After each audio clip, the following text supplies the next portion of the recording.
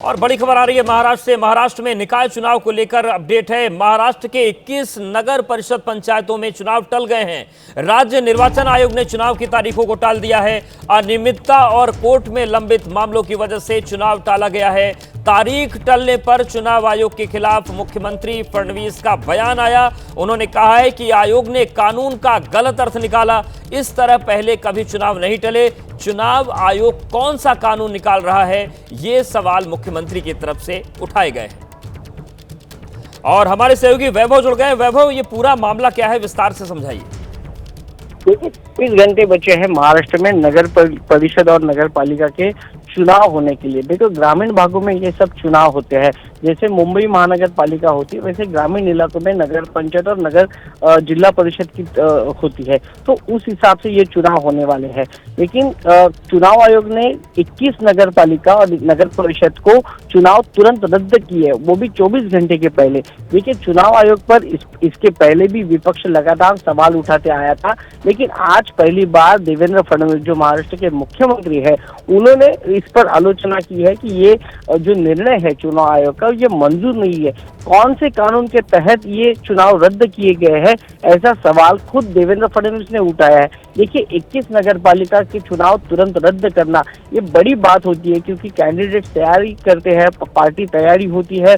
लेकिन कोई एक आदमी है जो शिकायत करता है, उसको देखते हुए, उसकी शिकायत का अंदाजा लेते हुए ये चुनाव रद्द कर दिए गए हैं। तो इसको लेकर देवेंद्र फडणवीस ने पूरी तरह से अपनी चुनाव आयोग पर नाराजगी जताई है। बिल्कुल। और वैभव, जिस नियम की बात आ रही है कि आयोग ने कानून का गलत अर्थ निकाल लिया, जो मुख्यमंत्री ने कहा है, तो ये किस कानून की बात हो रही है?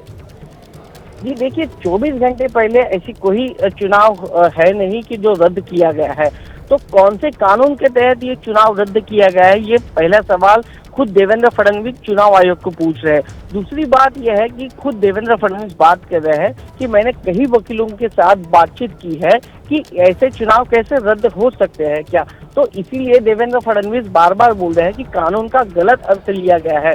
चुनाव आयोग ने अब कौन सा कानून लगाया है, ये चुनाव आयोग को ही जाने, क्योंकि चुनाव आयोग एक स्वायत्ता है। तो इसको तो क्या वैभव, अब ये परिस्थिति महाराष्ट्र में दिखेगी कि पहली बार जो सत्ता पक्ष है उसका टकराव चुनाव आयोग से देखने को मिलेगा, ये हालात बन रहे हैं?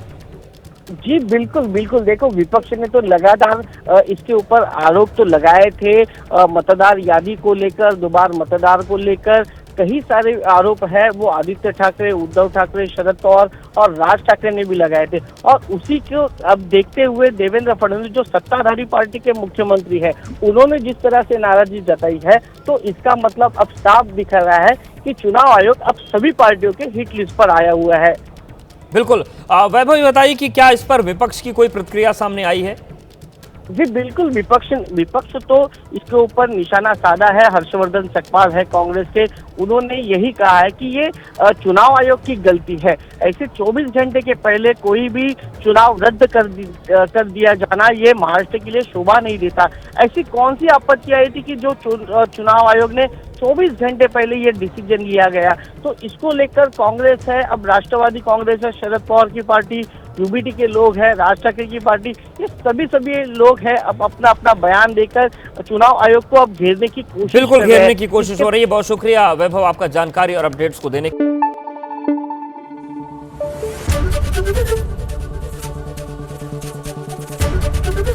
एबीपी न्यूज आपको रखे आगे।